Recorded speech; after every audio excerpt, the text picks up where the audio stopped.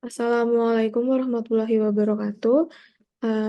Saya Raiza Ramadhani Waalaikumsalam. Nofriadi ingin menjelaskan pasal KUHP tentang penghinaan, tantangan, dan implikasi terhadap kebebasan pers dan kasus-kasus yang relevan. Pasal penghinaan dalam Kitab Undang-Undang Hukum Pidana Indonesia sering dianggap menghambat kebebasan pers karena penafsirannya yang luas dan ambigu, yang memungkinkan penyalahgunaan oleh aparat penegak hukum. Ancaman hukuman pidana menciptakan efek jera atau chilling effect, membuat jurnalis takut untuk melaporkan atau mengkritik pejabat publik. Ketakutan ini mengurangi keberanian mereka untuk mengungkap fakta penting yang seharusnya diketahui publik. Pejabat publik sering menggunakan pasal penghinaan untuk menuntut jurnalis, menciptakan budaya ketakutan, dan menurunkan kualitas serta kuantitas laporan investigatif. Pasal ini cenderung lebih melindungi kepentingan pejabat publik daripada hak masyarakat untuk mendapatkan informasi yang transparan dan akurat. Penerapan pasal penghinaan yang berlebihan dapat menghambat kebebasan pers karena jurnalis dapat merasa terbatasi dalam melaporkan isu-isu sensitif.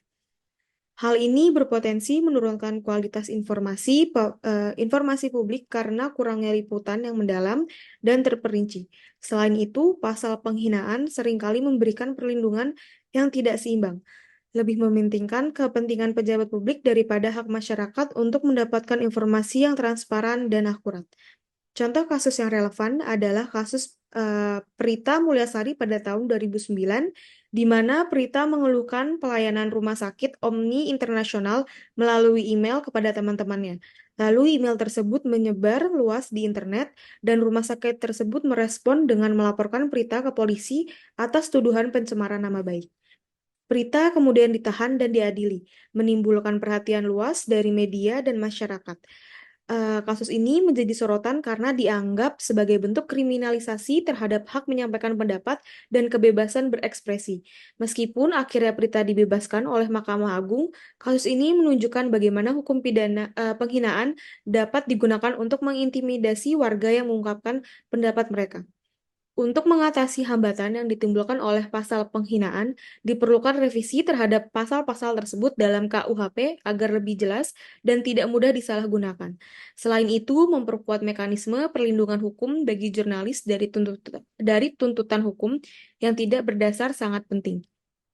Peningkatan kesadaran dan pemahaman tentang pentingnya kebebasan pers di kalangan pejabat publik, penegak hukum, dan masyarakat juga diperlukan.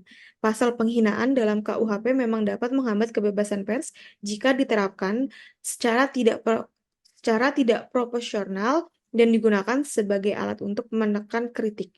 Oleh karena itu, revisi hukum dan peningkatan kesadaran adalah langkah penting untuk memastikan kebebasan pers tetap terjaga sebagai pilar demokrasi yang esensial di Indonesia. Sekian dari saya. Mohon maaf jika ada yang salah atau kurang. Wassalamualaikum warahmatullahi wabarakatuh.